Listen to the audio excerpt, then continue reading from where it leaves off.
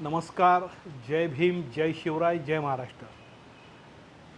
भारतातील सर्व नागरिकांना, महाराष्ट्रातील सर्व नागरिकांना, पुणे शहर तसेच प्रभाग क्रमांक 8, दापडी, बोपडी, खडकी, औंध, रेंजील, पुणे शहरातील सगळ्याच भागातील तमाम नागरिकांना दीपावलीनिमित्त पुण्यनगरीच्या उपमहापौर सुनीता परशुराम वाडेकर मित्र परिवाराच्या वतीने मंगलमय शुभकामना. खरं म्हणजे आमची दिवाळी यावेळेची महाराष्ट्रामध्ये मराठवाडा, सोलापूर या भागात पुराने थैमान घातल्यानंतर गरिबांचं नुकसान झालं, सगळे शेतकरी उद्ध्वस्त झाले. अशा सगळ्या लोकांबरोबर आम्ही यावेळेची दिवाळी साजरी करत आहोत. उपमहापौर सुनीता वाडेकर यांच्या वाढदिवसानिमित्ताने हा सामाजिक वाढदिवस आम्ही साजरा केला.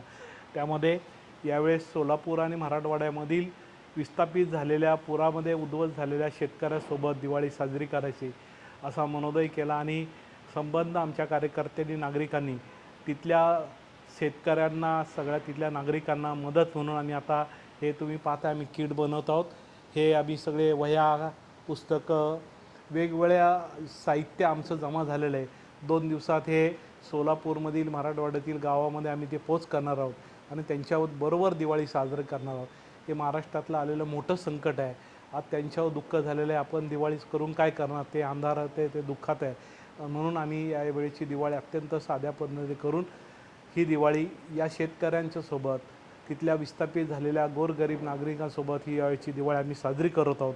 आम्ही आमच्या वतीने काही ना काही सप्रेम भेट त्यांना भेटवस्तू, त्यांना अन्नधान्य स्वरूपात, वह्या पुस्तकं स्वरूपात त्यांच्यापर्यंत पोहोचवण्याचा आमचा मनोदय.